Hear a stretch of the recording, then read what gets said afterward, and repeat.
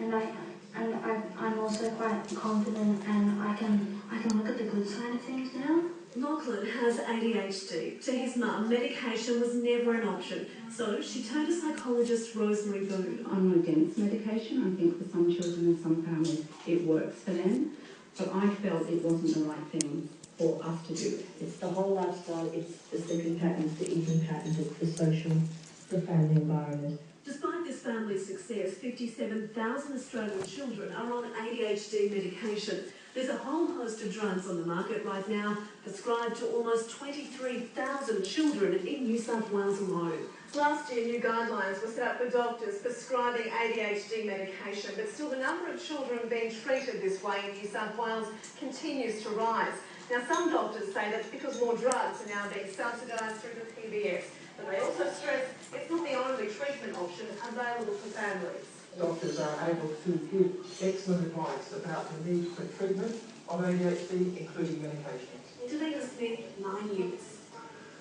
Australian businessman Ryan Bowman has been granted bail over the hit-and-run death of a young woman in Hollywood. The 34-year-old internet entrepreneur was released on $50,000 bail after he was formally charged with leaving the scene of the collision. 21-year-old Lauren Ann Freeman died outside a Sunset Strip nightclub. Bowman could face a further charge of manslaughter, but LA police say that inquiry is still underway. A tense encounter with airline security has become the latest internet sensation.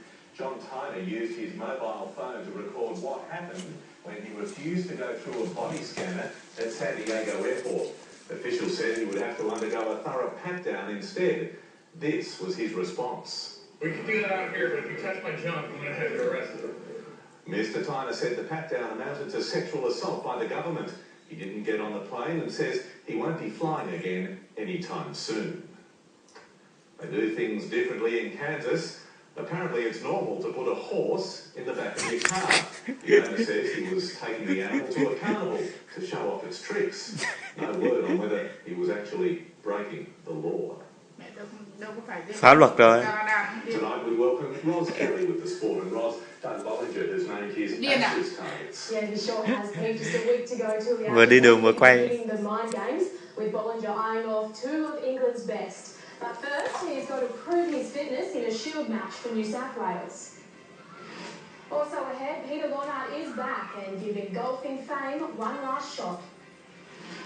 And what a way to come back to earth. Talk about a wild ride.